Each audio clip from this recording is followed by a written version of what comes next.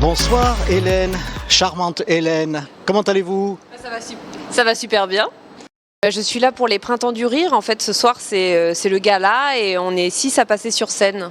Qui dit gala dit performance. Vous avez déjà fait vos preuves sûrement à Paris. Vous avez été sélectionné parmi des milliers de candidats et de candidates. Comment ça s'est passé? Oui, au moins ça, des milliers de candidats. Oui. Non, ça s'est bien passé. En fait, c'était à la Nouvelle Scène. On était 12 présélectionnés et puis ils en ont choisi 6 pour l'aventure là à Toulouse. On va faire 10 jours avec les Printemps du Rire. On vous a sélectionné pourquoi? Peut-être non seulement pour votre charme et votre beauté, mais peut-être pour ce que vous avez à dire. Parce que je crois qu'avec vous, il ne faut pas s'y frotter non plus. Vous avez beaucoup de choses à dire, à critiquer.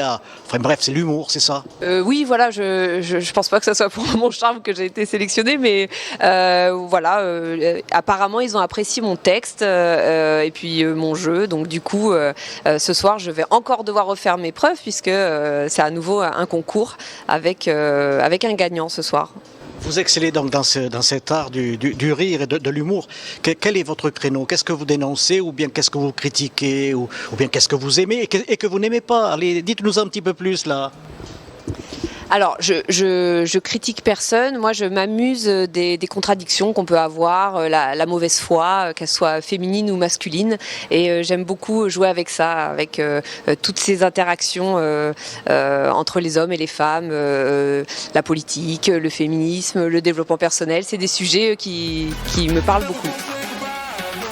Est-ce que le sujet d'actualité, bien qui dure depuis longtemps, le harcèlement, vous avez écrit quelque chose là-dessus ou bien ce n'est pas votre... Non, j'ai rien écrit sur le harcèlement actuellement, mais je pourrais faire un sketch là-dessus, oui, sur un présentateur qui me harcèle pour me poser des questions, par exemple. J'y viens, oui, alors justement, il y a des journalistes qui sont parfois insidieux, qui veulent chercher la petite bête, là. Est-ce que vous avez déjà vu ça sur des plateaux télé? C'est pénible. Alors, j'ai pas encore fait énormément de plateaux télé, mais pour l'instant, tous les journalistes que j'ai rencontrés, c'était sur des plateaux radio. Et non, ça se passe plutôt bien. Les gens sont... Et là encore, oui, si vous êtes... J'irai dormir chez vous? C'est ça? Ah, super! Ouais, non. Généralement, je suis très bien accueillie et les gens me traitent très très bien. Quels sont vos objectifs pour un futur lointain? Parce que là, vous en êtes à un début de carrière ou pas? Oui, j'en suis aux prémices. Alors, ce qu'on peut me souhaiter, c'est des scènes avec plein de public, puisque c'est ça qu'on veut en fait. Eh bien, venez me voir s'il vous plaît, parce que j'ai très hâte de vous rencontrer. C'est la première fois que je viens jouer à Toulouse et j'espère que c'est pas la dernière. Eh bien, Poc, bonsoir. J'ai envie de dire Poc ou bien mon pote. Bonsoir.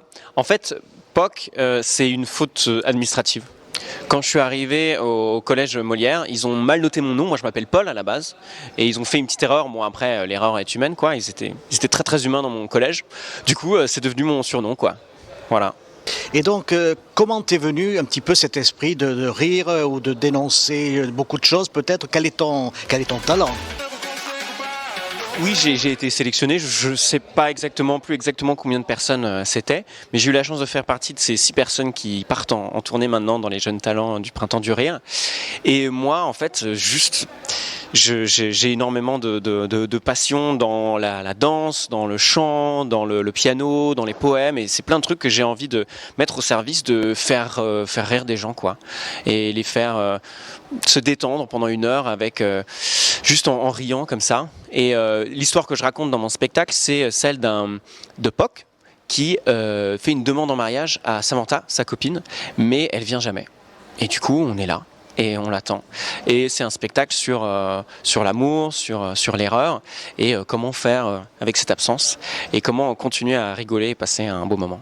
Quand on devient humoriste, ça ne vient pas du jour au lendemain, j'imagine. Est-ce que peut-être déjà dans la petite enfance, tu étais clownesque ou autre?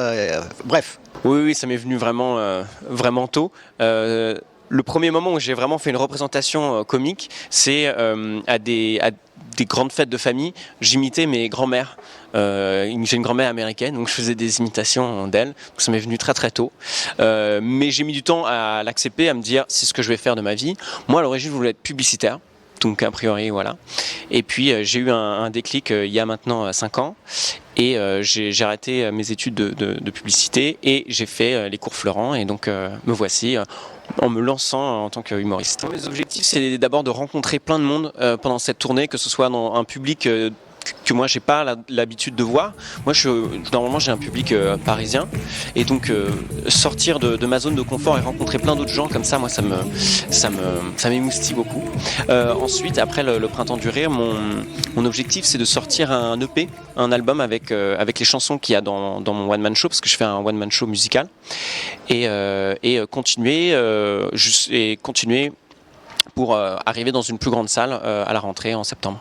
Eh bien, merci beaucoup. Vous avez une très très belle région. Toutes les personnes que j'ai rencontrées ici étaient formidables et accueillantes. Et ça fait à peine 24 heures que je suis ici. J'ai déjà mangé 4 saucisses toulousaines et je suis ravi.